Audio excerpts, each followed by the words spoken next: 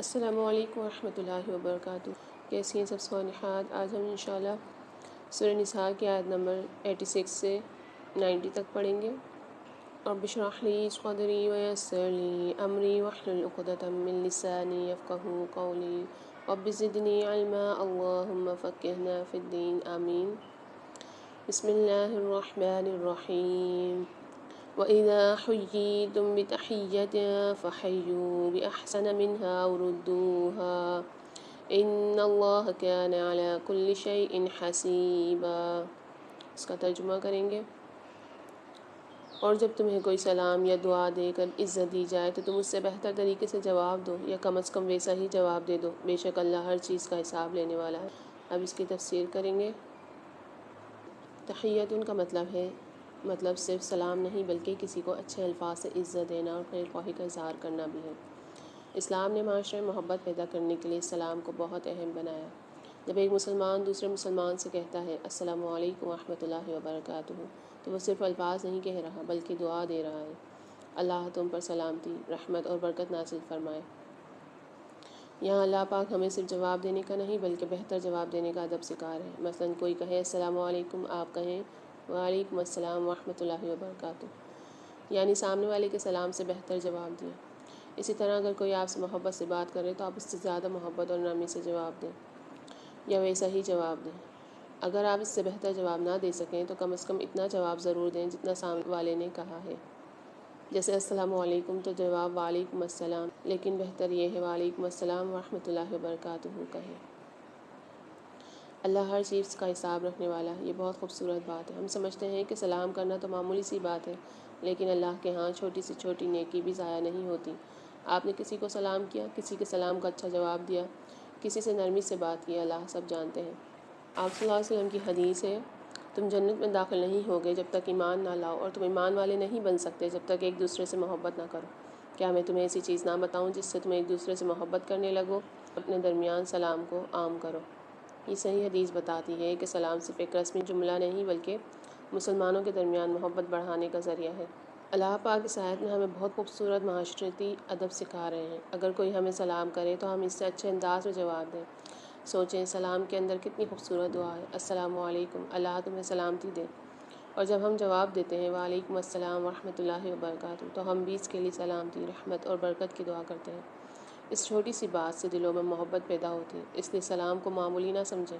اپنے گھر میں، رشتہ داروں میں اور مسلمانوں کے درمیان سلام کو عام کریں، اور یاد رکھیں اللہ پاک ہماری ہر چھوٹی بڑی بات کا حساب رکھتے ہیں۔ ممکن ہے ہمارا ایک اچھا سلام کسی کے دل کو خوش کر دے۔ اب ہم سورہ نساء کی آیت نمبر 87 پڑھیں گے۔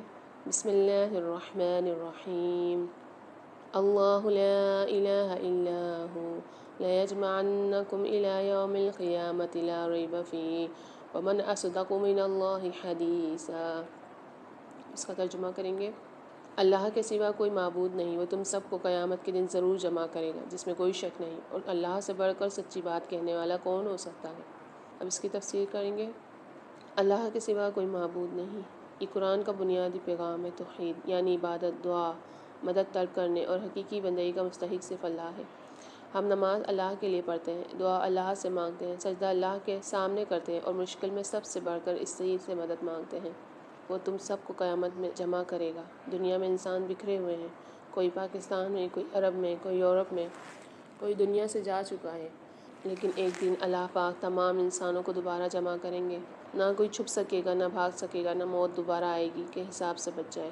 اس دن میں کوئی شک نہیں، قیامت کوئی کہانی یا فرضی تصور نہیں، یہ اللہ کا پکا وعدہ ہے۔ دنیا میں بہت سی چیزوں کے بارے میں انسان کہہ سکتا ہے پتہ نہیں ایسا ہوگا یا نہیں، لیکن قیامت کے بارے میں اللہ پاک فرماتے ہیں لا ریب فیہ، اس میں کوئی شک نہیں۔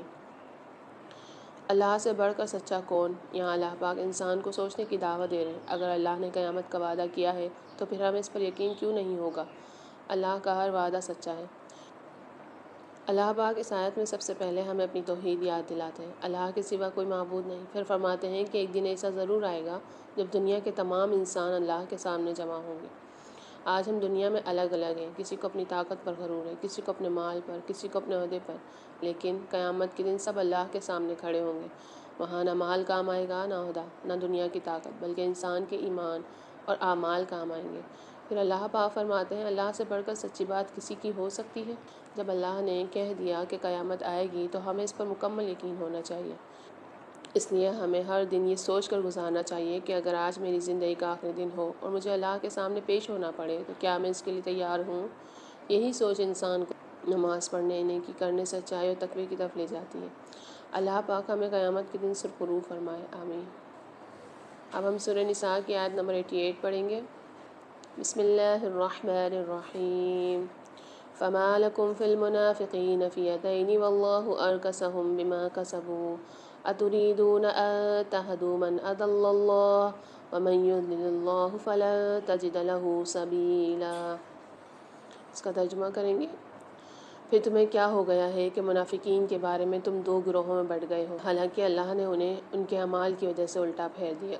کیا تم چاہتے ہو کہ اسے ہدایت دو جسے اللہ نے اس کے اعمال کی وجہ سے گمراہی میں چھوڑ دیا، اور جسے اللہ گمراہ ہونے دے؟ تم اس کے لیے کوئی راستہ نہیں پا سکتے۔ اس آیت میں ایسے لوگوں کا ذکر ہے جو بظاہر مسلمانوں کے ساتھ تھے لیکن حقیقت میں منافقانہ رویہ رکھتے تھے۔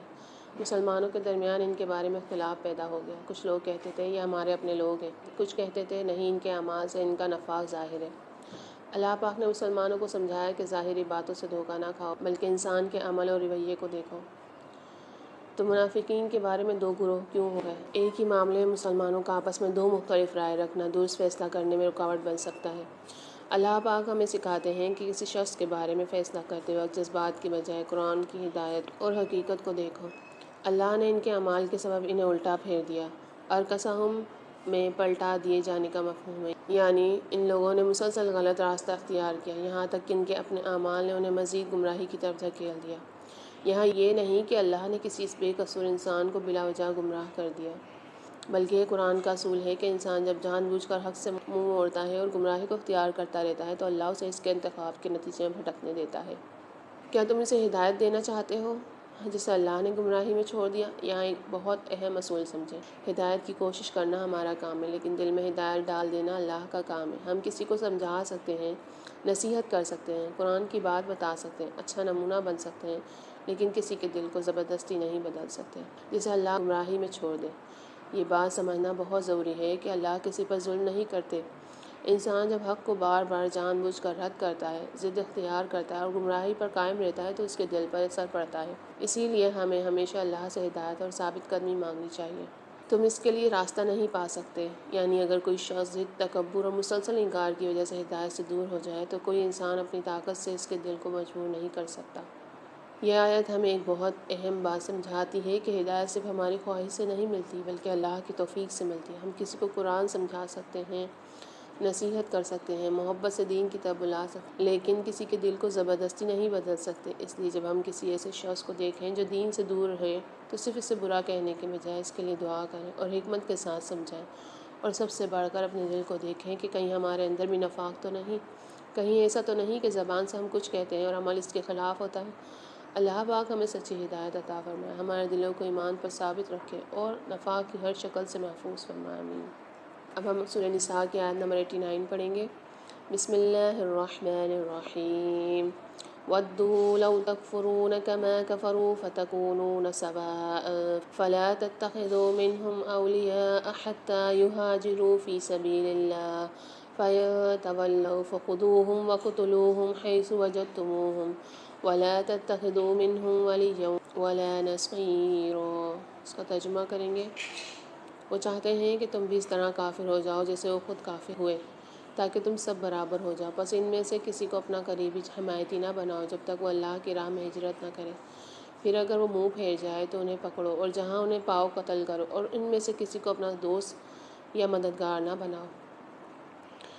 صالحات اس آیت کا تعلق ایک مخصوص جنگی اور تاریخی صورتحال سے۔ اسے عام لوگوں کے خلاف تشدد یا کسی فرد کو اپنی طرف سے سزا دینے کا حکم سمجھنا درست نہیں۔ تو صالحات پچھلی آیت میں منافقین کا ذکر تھا، یہاں ایسے لوگوں کا ذکر ہے جو بظاہر مسلمانوں کے ساتھ تھے لیکن حقیقت میں مسلمانوں کے دشمنوں کے ساتھ ملے ہوئے تھے۔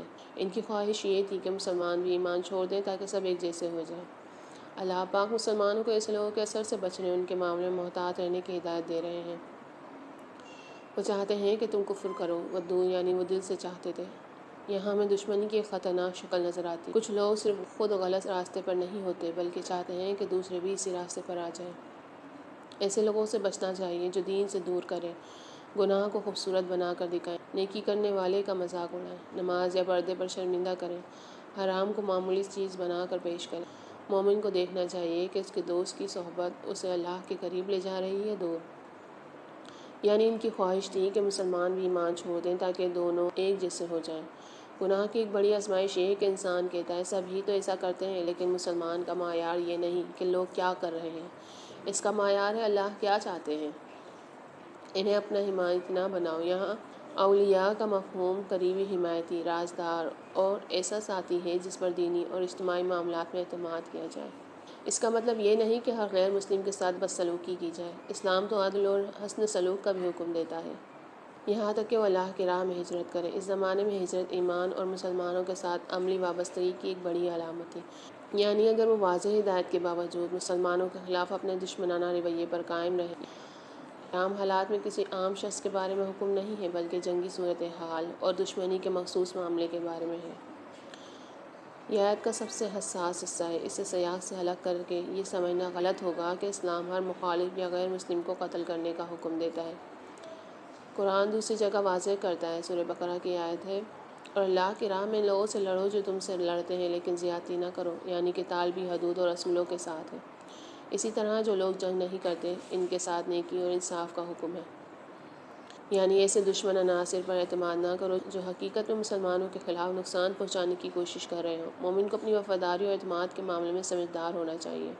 آج ہمارے لیے اس آیت کا سب سے اہم عملی سبق یہ ہے کہ اپنی دینی شناخت اور ایمان کی حفاظت کریں۔ اگر کوئی دوست آپ سے کہے نماز چھوڑ دو، کیا فرق پڑتا ہے، یا پردہ چھوڑ دو، سب ایسے ہی رہتے ہیں، یا حرام کام میں کیا حرج ہے، تو ہمیں سوچنا چاہیے شخص مجھے اللہ کے قریب لے جا رہا ہے یا دور۔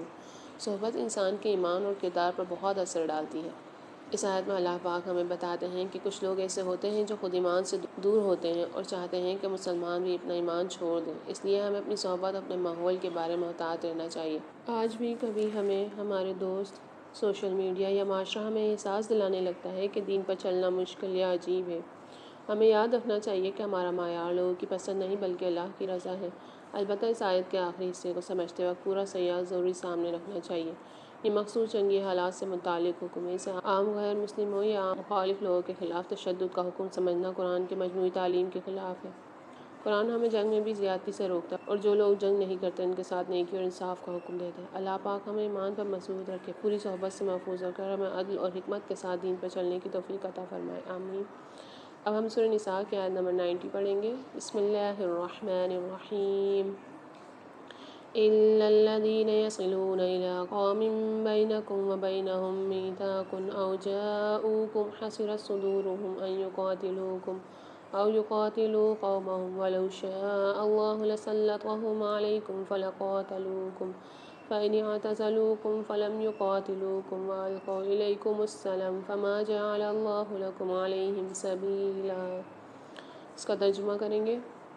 مگر وہ لوگ اس حکم سے مستثنیٰ ہیں جو ایسے لوگوں سے جا ملیں جن کے اور تمہارے درمیان معاہدہ ہے، یا وہ تمہارے پاس اس حال میں آئیں کہ ان کے دل اس بات سے گھبراتے ہوں کہ تم سے لڑیں یا اپنی قوم سے لڑیں، اور اگر اللہ چاہتا تو انہیں تم پر مسلط کر دیتا اور وہ تم سے لڑتے۔ پھر اگر وہ تم سے الگ رہیں، تم سے جنگ نہ کریں اور تمہاری طرف صلح کا ہاتھ بڑھائیں تو اللہ نے تمہارے لیے ان کے خلاف کوئی راستہ نہیں رکھا۔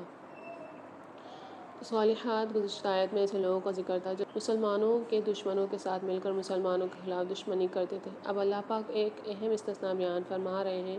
ہر شخص جو دشمن گروہ سے تعلق رکھتا ہو لازماً جنگی دشمن نہیں ہوتا۔ اگر کوئی شخص جنگ سے الگ رہتا ہے، مسلمانوں سے نہیں لڑتا، صلح چاہتا ہے یا ایسے لوگوں کے ساتھ رہتا ہے جن سے مسلمانوں کا معاہدہ ہے، تو مسلمانوں کو اس کے خلاف جنگ کرنے کا حق نہیں۔ یہ آیت اسلام کے عدل، صلح اور جنگ میں حدود کو واضح کرتی ہے۔ مگر وہ لوگ جو ایک قوم سے جا ملیں، یعنی کچھ لوگ ایسے ہو سکتے ہیں جو کسی ایسے گروہ کے ساتھ رہتے ہوں جو مسلمانوں کے ساتھ تعلق یا معاہدہ رکھتا ہو، صرف تعلق کی وجہ سے ہر شخص کو دشمن نہیں سمجھا جائے گا۔ پچھلی آیت میں جنگی دشمنی رکھنے والوں کا ذکر تھا، لیکن اللہ پاک فوراً یہ وضاحت فرما دیتے ہیں کہ ہر شخص کو صرف اس کے تعلق یا قوم کی وجہ سے دشمن نہ سمجھو۔ اگر کوئی شخص تم سے جنگ نہیں کرتا، جنگ سے الگ رہتا ہے اور تمہاری طرف صلح کا ہاتھ بڑھاتا ہے، تو تمہیں بھی اس کے خلاف کوئی کارروائی کرنے کا حق نہیں۔ یہ اسلام کا عدل ہے۔ آج ہم معمولی اختلاف میں بھی دوسروں کو اپنا دشمن سمجھ لیتے ہیں، لیکن قرآن ہمیں سکھاتا ہے کہ دشمنی کے باوجود انصاف نہ چھوڑو۔ اگر سامنے والا امن چاہتا ہے تو امن کو قبول کرو، اگر کسی کے ساتھ معاہدہ ہے تو اسے پورا کرو۔ مسلمان کی طاقت یہ نہیں کہ وہ ہر مخالف کو دبا دے، بلکہ اصل طاقت یہ ہے کہ اختیار ہونے کے باوجود اللہ کی حدود سے تجاوز نہ کرے۔ اللہ پاک ہمیں الصلاح، وعدے کی پابندی اور دوسروں کے حقوق کا خیال رکھنے والا بنائے، آمین۔ وآخر دعوانا ان الحمد للہ رب العالمین۔ السلام علیکم ورحمۃ اللہ وبرکاتہ۔